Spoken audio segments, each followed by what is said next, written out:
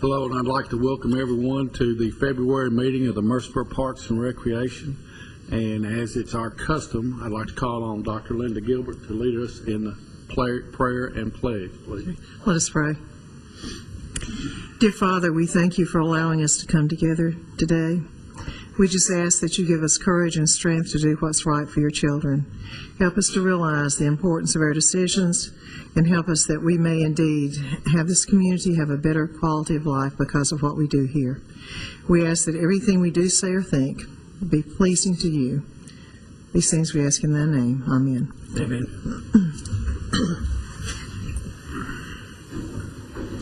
I pledge allegiance to the flag of the United States of America and to the republic for which it stands, one nation, under God, indivisible, with liberty and justice for all. Thank you, Dr. Gilbert. First item on our agenda is, if I can ask you guys to please review the minutes from the last meeting. Just a point of order, Mr. Miller. If we could, I know that we had a couple of members that has called in today for circumstances kind of beyond their control, which leaves us short of one person for a quorum. So no official action really can be taken today by the commission. We can put the minutes on the next commission meeting for approval. We had a couple of items. The first two items would need a vote. What the commission can do is consider those and look at it as a consensus and see if they want to move that forward to the city council for their recommendation and consideration. Okay? Very good. But with that, we can move forward with the meeting. Okay. All right. The next item on the agenda would be the fee recommendation for the disc golf and tennis, and Thomas Laird is going to give us that report. Good afternoon, members of the council, commission. As most of you are aware, we have in the athletics and recreation department in general has aggressively been pursuing state, regional, and national tournaments throughout our park system, bringing them into town for several reasons. One is to bring tax dollars to the local economy, but also to offer our local leagues and organizations an opportunity for advancement right here in their hometown. And we've been very successful on all of our ventures with the soccer tournaments that we've had. We have the Baseball Players Association World Series coming to Barfield Park this summer. And also we have acquired the USTA Youth State tennis tournament. But with this, of course, there's additional staffing and maintenance issues that we have to address, and we want to cover our costs, obviously. Now, our playing field services have a fee structure that's based on a per field, per day basis that offers, it's more comparable to team sports and offers tournament directors a clear, precise amount of how much to expect to pay and what the fees are. We have two venues that are generally based on a per player basis. Disc golf and tennis are individual tournaments where individuals compete on themselves or with a partner. So a per team fee or a per field fee is not quite as feasible as offering a per player fee base.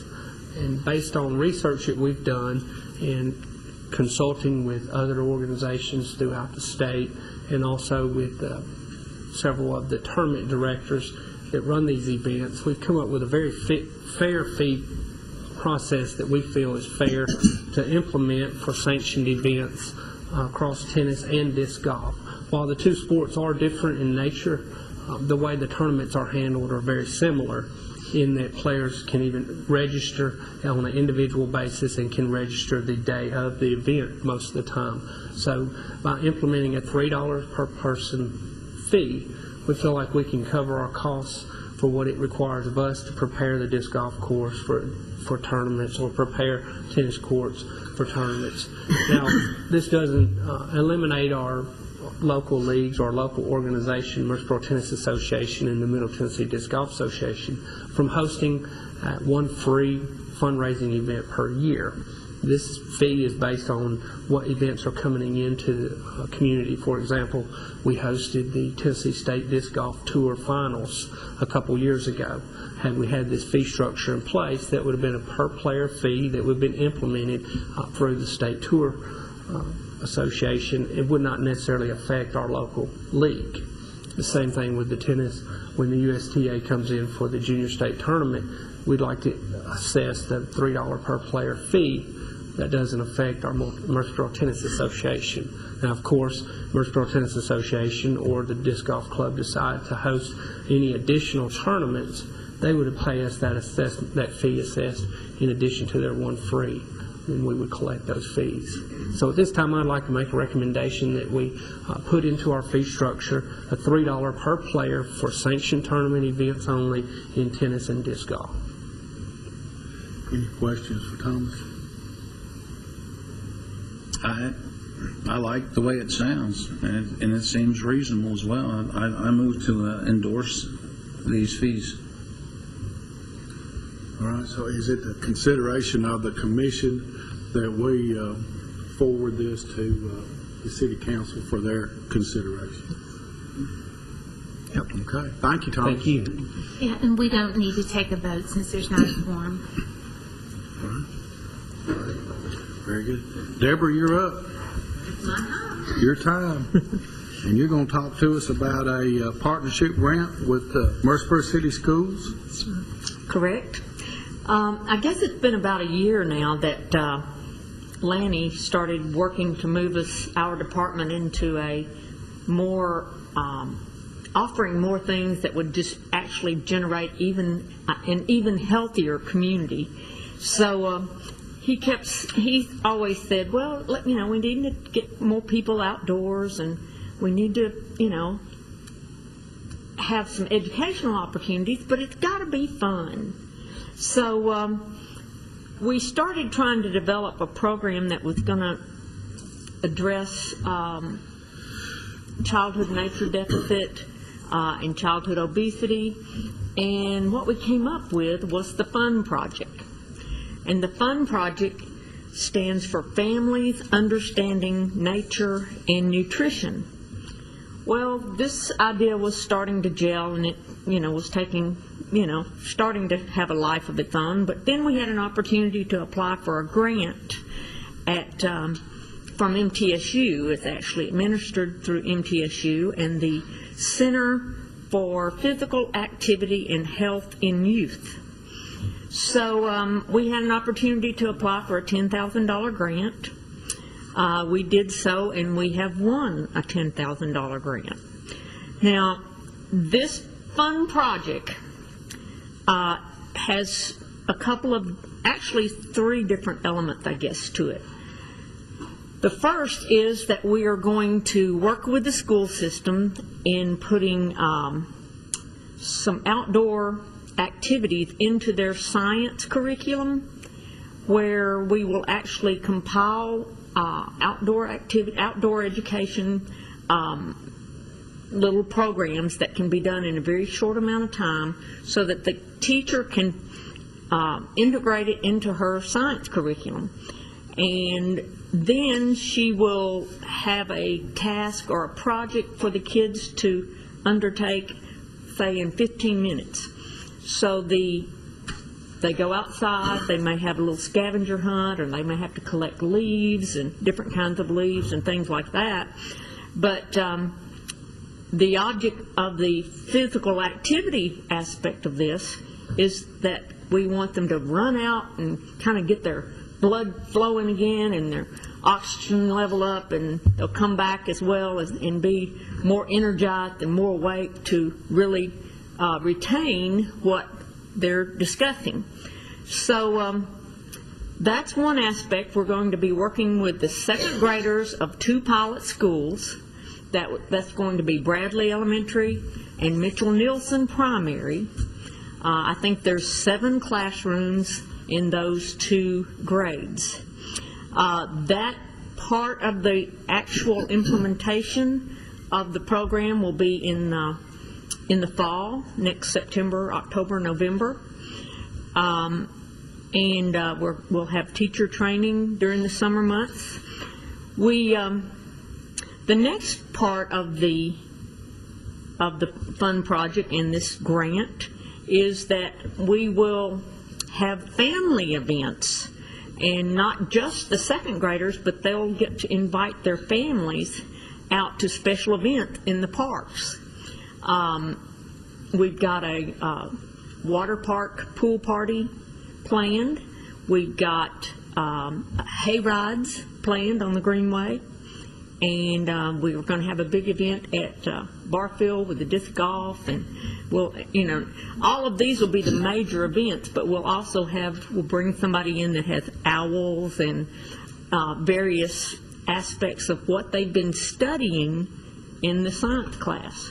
So we're trying to overlap what the kids are studying in science class and then bring their families into the learning curve there, and hopefully in the long term have everyone become more nature aware and more environmentally savvy. I've been working with some terrific folks at City Schools.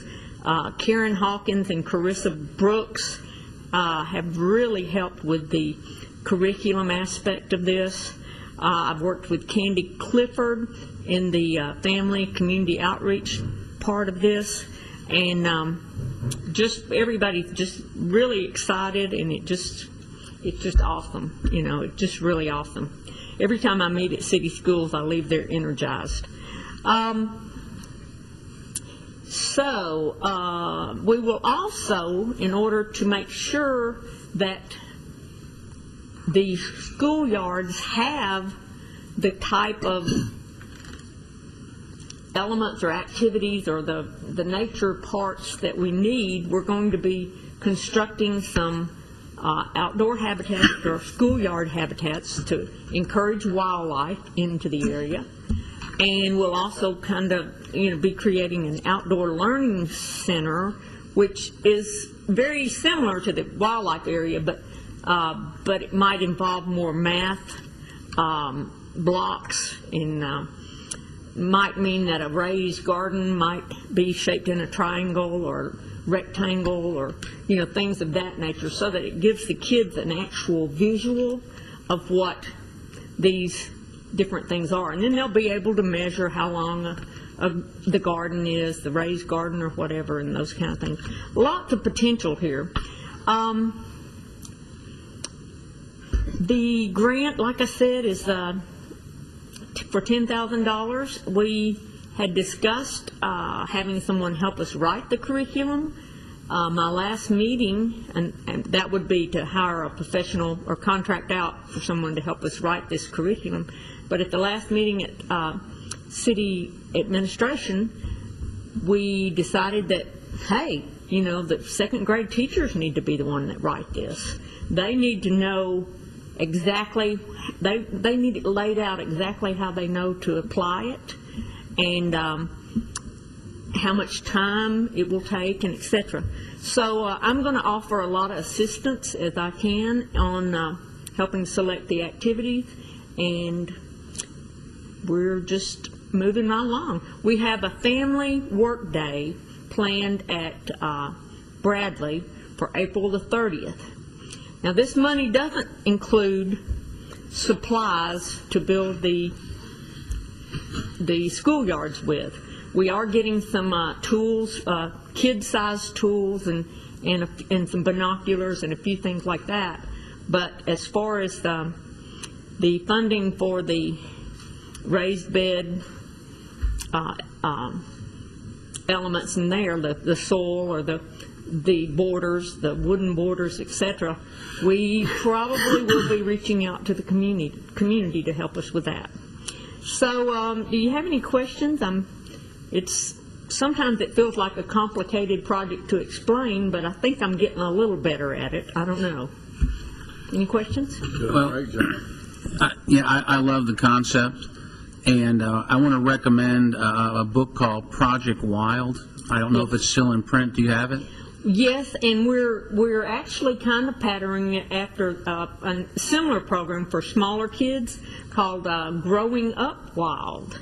And it's the exact same concept, only the Growing Up Wild is a little more simplistic. Well, I think it's a great two-for-one situation because it would be easy to kind of correlate some biology and science standards to your fun project and still having the kids have fun. And then especially through K through 5, I've taken a lot of children in the outdoors, and a lot of times folks who grow up in the middle of the city, they're petrified to be out in the woods. They're flat out scared. And it would be so great when I heard you about getting them off campus. Just being over at Barfield and out in that woods would be an incredible experience, and also prep them for their LBL trip, their 6th grade year. And I know kids who don't go to LBL because they hear these stories about the woods and they're scared. They think snakes, and it's a fearful experience. And I think that'd be great education and also preparing them for that trip. So I look forward to seeing how this pans out. It's great. Yeah, we're very excited about it. I really appreciate Deborah's work, and our folks are excited and appreciate the partnerships that continue to expand. It's terrific. She does a great job. Thank you. We do hope to, it has potential to continue on. And we, as I said earlier, Lanny has emphasized that he wants the entire family to get involved. So we feel like by bringing these folks out to these different parks, we're going 3 different places. We're going to the water park, the Greenway, and Barfield, that it will make the families aware of what's there and encourage them to come back. So, any more questions? The other thing I think this does, Deb, too, is it lets our teachers know what's out there, and that's critical to know what's in your own neighborhood that you can use for field trips and for learning. If I may make a couple of comments. Deb, she has done a great job on this. I know I gave her assignment last year, and I said I want you to get the whole community involved in outdoor awareness. And by the way, what I want you to do too is teach them about healthy nutrition and get them headed down the path of making healthy choices. And that's really what this grant addresses. It is a pilot project, and hopefully in the future the schools and the parks can work together closer. We can bring in other partners, the health department and other folks that can help collaborate on this. But what we're looking at is really making some changes that within the community itself, getting people more aware of what we do. I've told folks when they usually call me or from the newspaper about the water park, they want to know about the revenues. And I said, there's another side of that is the healthy side. You never think about the health benefits. You look at the number of people that go out there now and the age range. And I said, and plus we brought the teens back. So if you think about that, if any of us asked a teen to go climb a ladder for 2 hours, they'd probably look at us like we're nuts. Put a slide on the other side, they'll do it for 3 or 4 hours because it's a lot of fun. And when you put the fun element in it, then you'll go out and you'll actually do more. If you take kids hiking at Hartfield Crescent Park and they're having a lot of fun, they're doing, things where they're identifying plants or animals or doing butterfly catches or those types of activities, they may walk 2 or 3 miles and not realize that you're walking 2 or 3 miles. I know when I was growing up, if I came in before dark, my parents would go, "What are you doing in? You need to go back out. Street light's not on yet." But it's been a change in habits, and we're all about trying to get people outside, more active, and trying to get them to think healthier as they do that.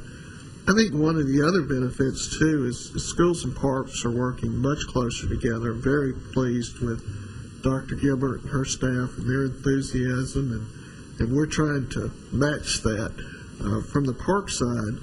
But what we're trying to do is create a sense of community here in opening the school grounds up, looking at school park areas that would be associated with the schools, try to develop dual facilities so that the community can enjoy them when the schools are not in session, and the schools can use them for their educational venues while they are in session. So we're looking at how we're going to develop the school grounds. We're looking at how we can get the community involved.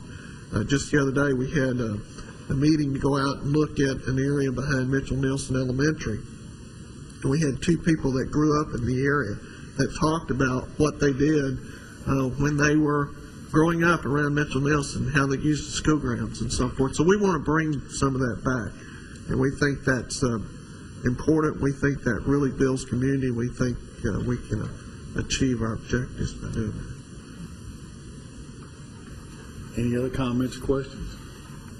Well, is it our consensus again to move this up to the council for their consideration? I agree. Thank you, Deborah, for Right. all your good work, and Thank you. congratulations on the grant. And Thank you very much. hats off to you and the Murfreesboro City Schools. Great, thank you. Thank you. Next item, we've got is this our second annual report, Deborah? It sure is our second annual report. Okay, awesome. We are pleased to present our 2010 annual report. I believe everybody had a copy. I'm not going to go through it word by word, but I'm going to get some of the highlights of this because there's a lot of interesting information in this report. We have our message from Mr. Goodwin, our access statement, our organizational chart to just kind of give you an idea of how the department's set up for anybody who does review our annual report. We have an update on the Murfreesboro Greenway system and how it's continuing to make progress towards Barfield Crescent Park, and then also at Old Fort Park, where they're partnering with the Sewer and Water Department and the Spring Branch Restoration and Water Quality Enhancement over at Old Fort Park to improve the quality of the watershed and the wildlife habitat and whatnot. So there's information in there. We have all of our park information, which includes the amenities at the parks, some rental information on our tournaments. Our parks are busy, very, very busy any time of the year. We also have our chart that lets people know what is offered at each park, where are baseball fields, where are picnic shelters, where's fishing, boating, and kayaking. On page 16 and 17, we have our use agreements. We have 94 use agreements that we do. We offer partnerships so that other people can be an extension of our department and offer their programs throughout the year. We have our constant contact survey results, which is a good tool we use for our strategic action plan and for our planning and growth of the department. It gives us information on how people feel we currently are, what amenities they'd like to see added or improved, what times they want to have our programs offered, do they feel that the fees are reasonable. So all that information is in there with our survey results. We have our rental information. We have the total in revenue for Patterson Park and Sportscom. We have our attendance figures.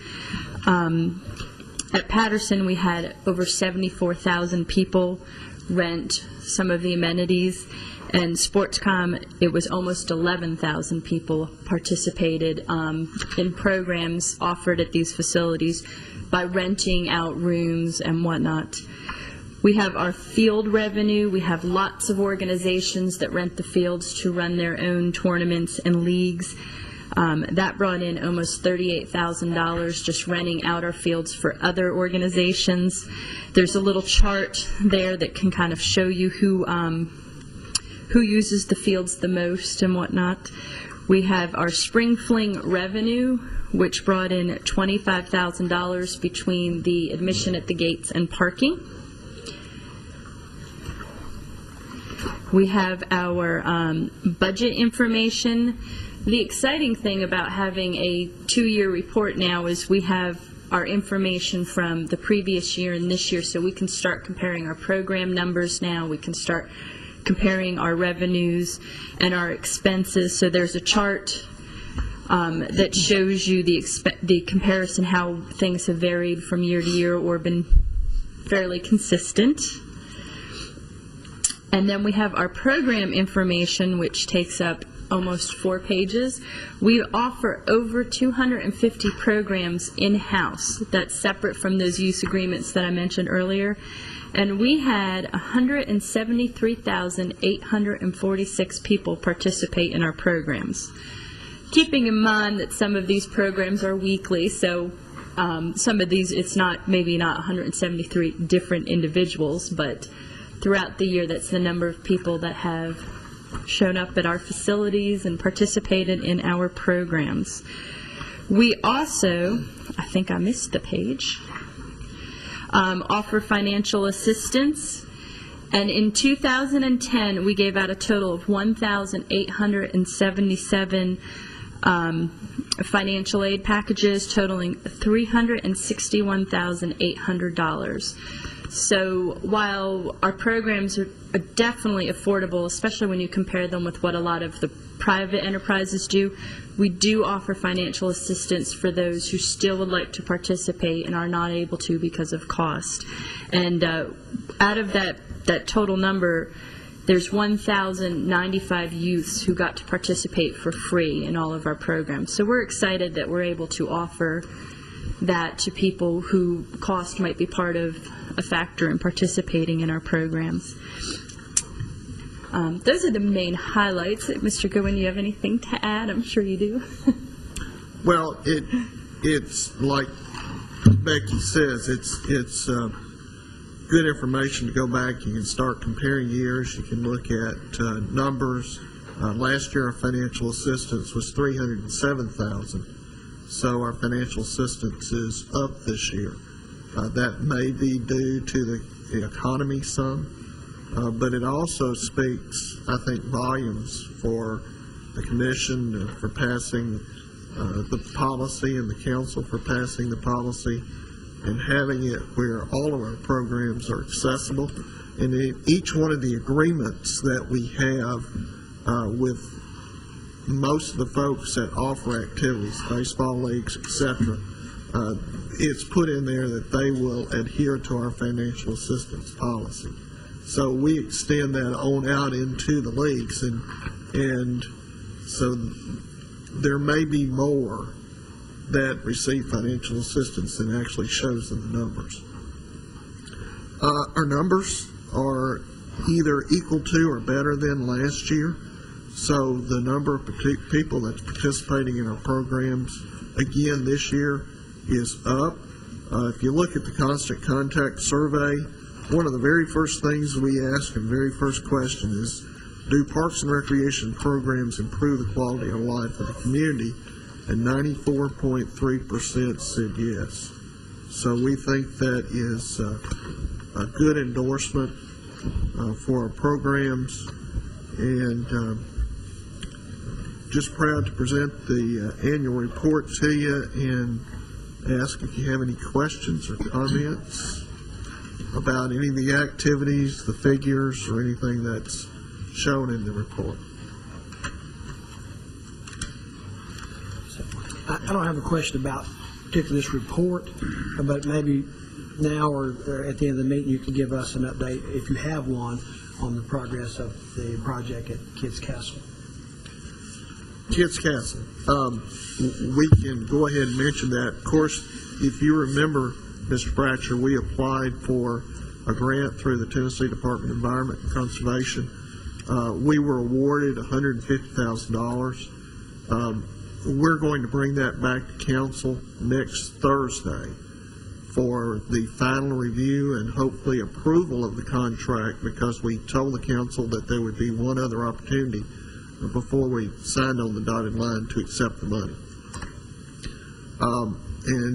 Once that is done, then we can start. We really couldn't do anything before that contract was implemented because there's some dates certain in there. If you do any work prior to that, then there's no match to the grant. But we're going to bring that to the council next Thursday night, hopefully to get that approved. We've already talked to some of the folks that were involved with the original Kids Castle project. They're excited. They want to be involved again. So we're going to try to get the community again involved with that project, and hopefully we'll be able to get that out and get that completed, hopefully by the fall, somewhere around there. Probably I'm going to say somewhere, time we get the specs together and put out the RFP and get that back and select a firm, that'll take 2 to 3 months. And then the project itself will only take about a month. But we'll probably give it 60 days, so you're looking at a finish time sometime in the fall, I would think. Okay, thank you. Very well. This is the best looking annual report I've seen come out of any Parks and Recreation system, and there's an incredible amount of data, and I'm going to have to just pore over it and think on it a little bit, and I may have some questions next time around. Sure. But this is the type of information I think anyone who wants to know about how a program's run would want to see. You know, you probably have some requests from folks watching this broadcast. This is good stuff. It lets you know how y'all are operating things. I appreciate that. Excellent job. Thank you. Yes, thank you. And we definitely, if you do have any questions or even advice or things you'd like to see, we definitely would like to know, because as it grows, we just like to put more data in so that it's just more information to plan by. And what we've done, Mr. Roediger, internally over the last couple of years is talked about how we can gather the information. Of course, we've got RecTrack software now that tracks all the participation in our centers and signs up our classes, and it's got a world of information in it. But there were other things, just like you see now, all the programs listed, and you see the numbers and so forth. There's program reports that we do internally and track those numbers. So we're trying to really quantify so we can look at what programs are really producing, which ones do we need to tweak, which ones are ready to phase out, etc. So we can do the best we can possibly do with the money that we're provided. Awesome job, Becky. Well, thank you. Very good. I think we all ought to especially be proud of being over 250 programs and 176,000 participants. Well, and that, you add to that, there's over 390 people that visit SportsCom in Patterson too. So, and then the fields. One of the things we're trying to do is, we were talking about putting a number. If you look at the number of shelter rentals, you look at, we're trying to quantify how many people are actually participating in shelter rentals, how many people are coming to the parks. Those numbers go into the thousands pretty much every week. So it's a very well used park system. Very good. And last but not least by any means on our agenda, we've got Tom Sage with the Patterson Park Community Center. Good afternoon. I appreciate Atlantic Goodwin and the commission inviting me and the staff to come today and highlight things going on at the Patterson Park Community Center. We're going to touch on the many roles that the community center plays. Going to give you some facts and figures about the community center and a lot of the programs going on, a lot of our partnerships. Jane Ogg has prepared a PowerPoint presentation with the help of staff, and we got a lot of slides here, and I'm going to, if I beg your pardon before we start, I'm going to move through them pretty quick, but I just we want to give you a snapshot of just a tremendous amount of things that happen in this great public facility. Before I get started, for those who are not familiar with Patterson, Patterson is a large community. It's a 7-acre park. We call it a campus because it includes the Bradley School. We border the Holloway County High School. We also have some child care facilities around us, and we're set on 7 acres. And the facility itself, the recreation facility, is 112,000 square foot, one of the largest in the state of Tennessee, and we're blessed to have it. I'm going to go ahead and start this, and bear with me because I'm a little bit technically challenged, but I'm going to start off with some facts and figures. I'm not going to dwell on these figures. Some may be in the annual report, but the thing I want to highlight here is during the Patterson Park is 8 years old now, and this shows, I think, 5 years, but every year the revenues in Patterson Park have increased, both the projections we've offered every year, and we've exceeded the projections each of the last 5 years, so we're very proud of that. That's the actual figures. You can see those.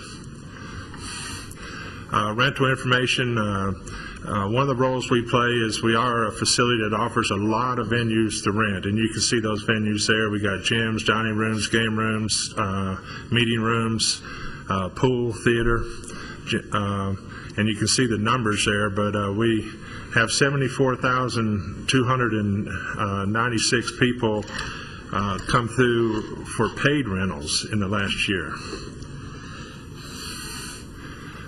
We also, one thing people don't realize is the Patterson Center is a venue for a lot of partnerships and training venues for other departments and other entities in the city, such as the city schools, Murfreesboro Fire Department, Police Department, our legal department does a lot of our risk management training for the city at Patterson. We're a home for Red Cross activities, the Reach to Sea program, Martin Luther King Scholarship Fund, Tennessee Parks and Recreation. And this is just some of them, but one statistic that you would probably be interested in is the time, I think we bring in $60+ thousand on rentals this last year, 2010 year. If we were to charge for these, which we don't, but it would equal that amount. So really we have a lot of people come in and use the facility, and I'm very proud of our staff and for the city and our role as Patterson to provide these services for these other departments and other entities in the city, but it is a large role we play, as I believe we should. We got a wonderful aquatics department. We got an indoor facility. I like this slide because it talks about all the myriad of activities that go on in the aquatics department. I will point out the 50 hours open swim in there. One of the challenges we have at Patterson, because it's got so much popular, or more and more popular each year, is that we have to have a careful balance of the open space time we have in these facilities versus the structured time we have, whether that be the gyms or the pools or whatever. We have people to buy passes, and that's a large part of our revenue, and we want to keep certain hours open for people to come in for open swim, open gym, and these kind of things. But as the center becomes more and more popular and used every year, this has become more and more of a challenge. So we try to strike that careful balance. We got a lot of wellness programs that are available to the public. Jane's put some figures in here. 15,000 plus participants have participated in our exercise classes. I can tell you those classes at this time are overflowing, as they usually are in January. And sometimes we don't even have room to get everyone in. Personal training, we offer that in our wellness facility, as does SportsCom. One of our very popular programs is the 12-week weight loss challenge, which has just kicked off. We usually have people waiting to get in this program and wish we could have time to do more of them. We do a triathlon every year, and that's coming up in April. I encourage you to call the center and talk to our wellness staff or check out your Rec Connection if you'd like to participate in that. Our fitness boot camps, we're going to have 2 of them this year, one in April and one in May. Once again, these are very popular and fill up quickly, so if you're interested in being in our fitness boot camps, please call as soon as possible. Dance classes, thanks for bringing Jane Ogg onto our staff. We've got we got 2 or 3 dance programs actually in the center. This is one on that Jane does up in our wellness center. And once again, she's got 45 students enrolled, and we got 30 on the waiting list right now. She started this program last year, and we continue to expand this year to year. Preschool gymnastics. We do a lot of programs at Patterson. It works out great for us because daytime during the week when it's a little slow, when school's not in session, we try to do a lot of programs for seniors and toddlers, and this is one of the very popular ones. More wellness programs. We just outlined we have a couple of different kinds of karate classes, and there's another MJ's Detroit Hustle is a real popular dance program that's offered many times a week. Athletics. We're a venue for many of the athletic leagues in the city, including indoor soccer, over 50 basketball, volleyball, adult basketball, youth basketball, indoor soccer, and racquetball. Homeschool PE, that's another segment of recreation a lot of people are not aware of, but homeschool education is a growing thing in this country, and we offer athletic opportunities for those people who choose to educate their children at home.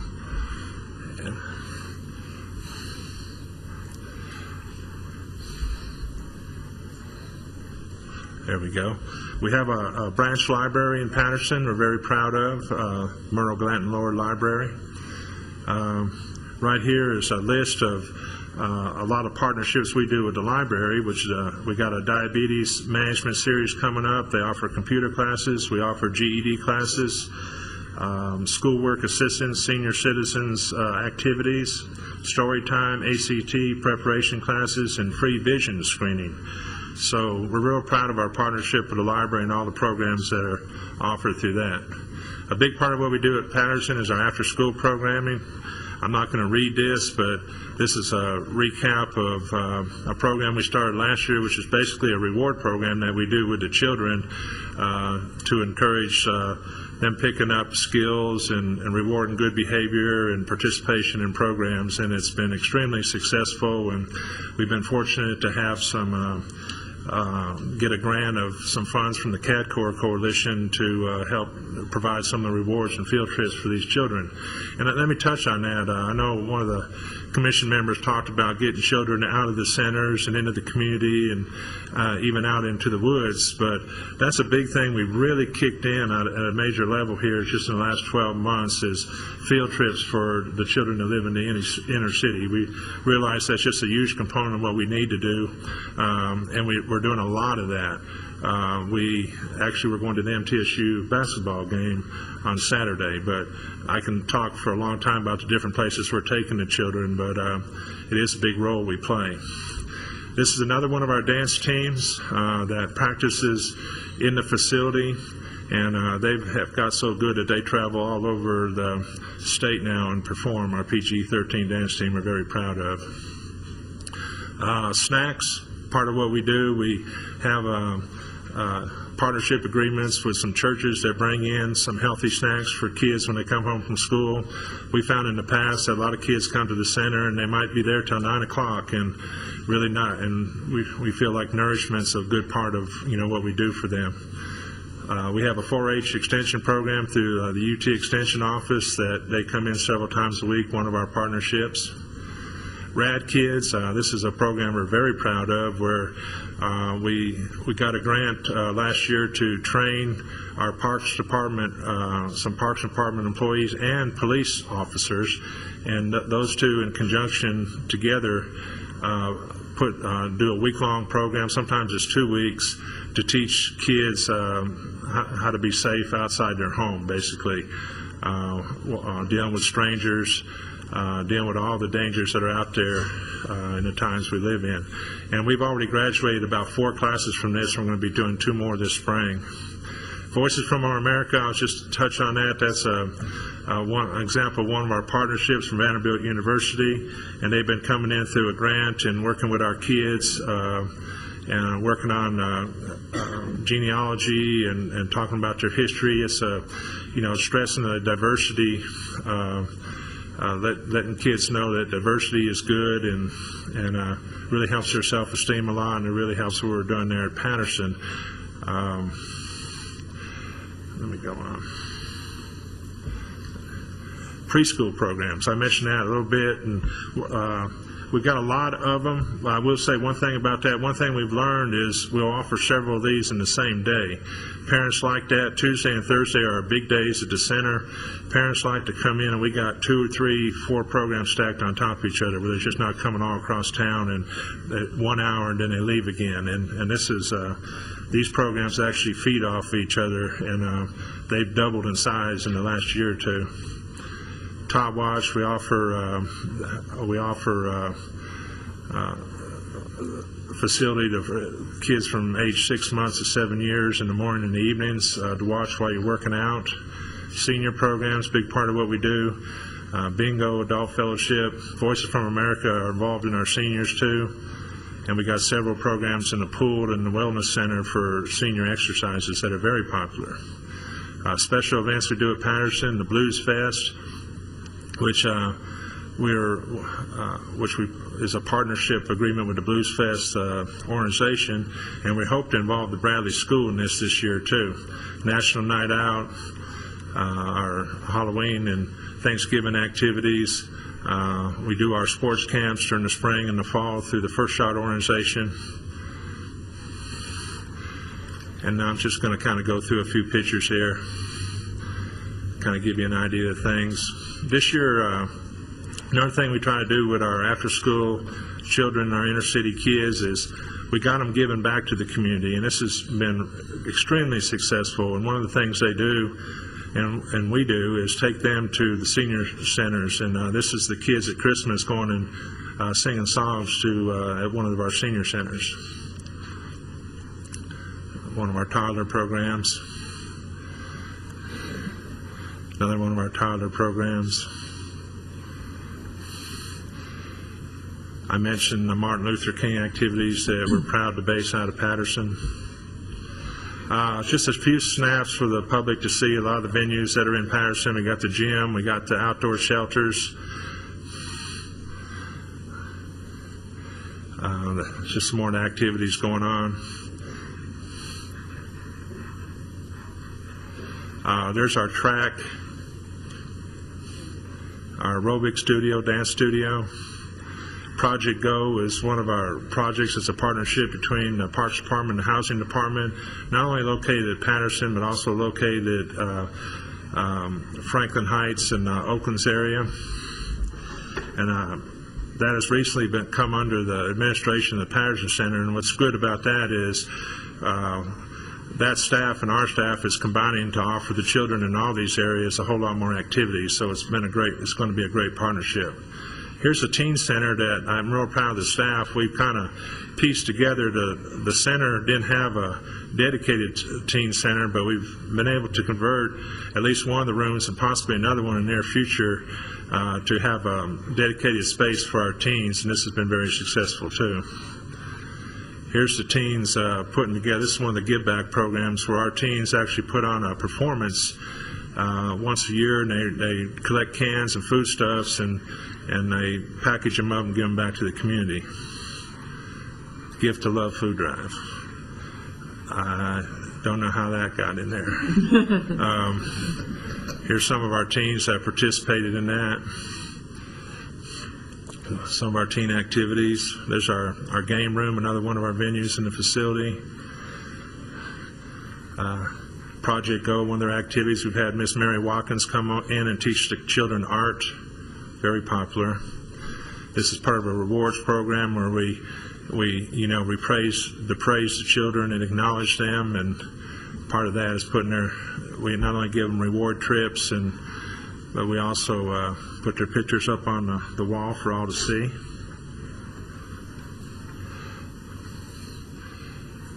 Our adult gym, that's also a banquet facility that can house or accommodate 450 people. It's booked almost every Saturday here for the next 3 months. There's our lobby, a very beautiful public space. Our theater at Patterson Park. Our dining room, very popular venue. Probably our most popular venue. A lot of reunion. It'll hold up to 150, 170 people. Some of the original artwork from the original center that was built in 1979 that was saved when we built a new building and opened it in '03.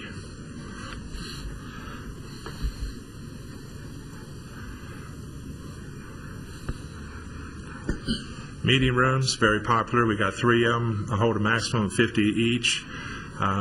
We have full audio-visual capabilities and projectors that go with the rentals of these. Once again, our library, our wellness center.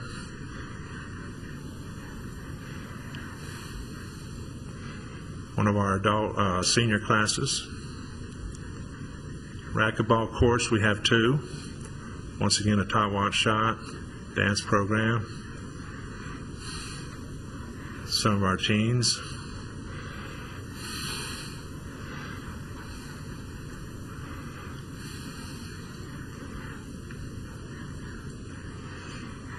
We were, for the first time, our teens put together a float and the staff to having a Christmas parade this year, but you're probably aware that it was called off. But so as a consolation, we pulled the float up in front of the center a couple of days later after the weather passed and got a good picture of everyone that participated in the float. But we hope to do this again next year.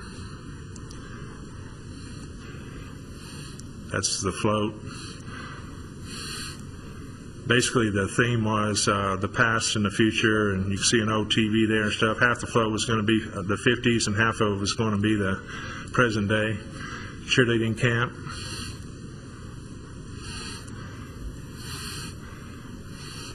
Some of our great front desk staff we have at the center. Even Mayor Bragg loves Patterson. I like that shot. And that's it. I just hope that's a good snapshot of what goes on in Patterson, all the great programs. I'm sure I've left some stuff out, and I do want to emphasize that, you know, we got probably, I'm sure we got one of the nicest facilities in all the state of Tennessee, but really what makes Patterson great is our energetic and passionate staff, our partnerships with city schools, our partnerships with UT Extension, our partnerships with the churches, and of course our patrons and our volunteers. And we like to think that we're greater than the sum of the parts, you know. And so it's a great public place. I encourage people who haven't been to Patterson to come out to Patterson. I still call it the busiest undiscovered place in town, but we hope to keep getting better every year. I hope that's a good snapshot for you, what goes on. Thank you. Right, that's incredible, Tom. I'm sure. Does anybody have any questions or comments? Well, I do have some comments, and I want to tell you why it's an excellent snapshot. I'm looking at survey question number 14, and those numbers tell me that you're addressing the groups that rated 1, 2, and 3 in this survey. Ages 4 and under, ages 13 to 17, and 56 and over are getting everything that they want and want more of. And those percentages rank the highest. So you're delivering what they want, and I guess they're ready for some more. Thank you. We're proud to do it. And like I said, I once again want to acknowledge your support and our director's support and really the staff. I'm humble when I get up here, and I don't know if I ever do it justice of all the hard work the staff does down there. I appreciate them.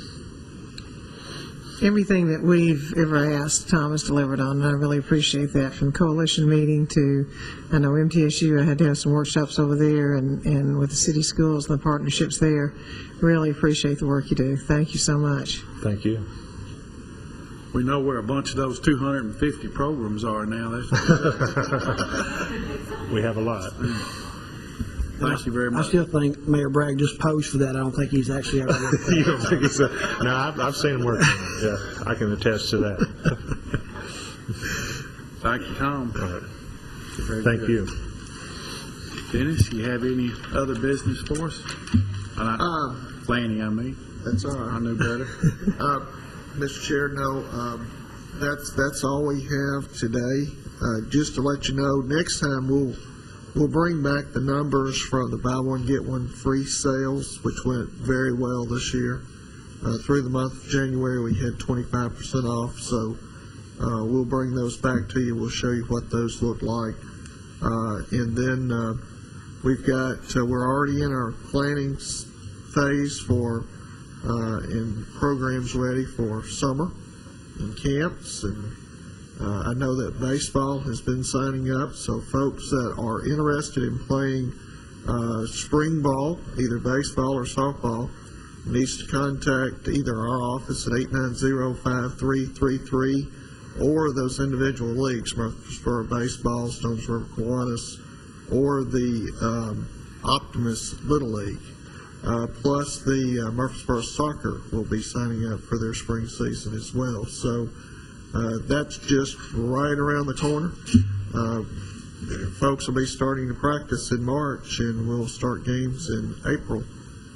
So you'll see the parks getting very busy. These last couple of days, where it got up close to 70 degrees, it was really a sight to behold. My window looks right over Barfield Park, and you just see the cars just coming in, and the parents going to the playgrounds, and just the increase in the activities. Just everybody, I think, is ready because this has been kind of a long and brutal winter for us, and we're ready for some sunshine, get outside. That's all I have.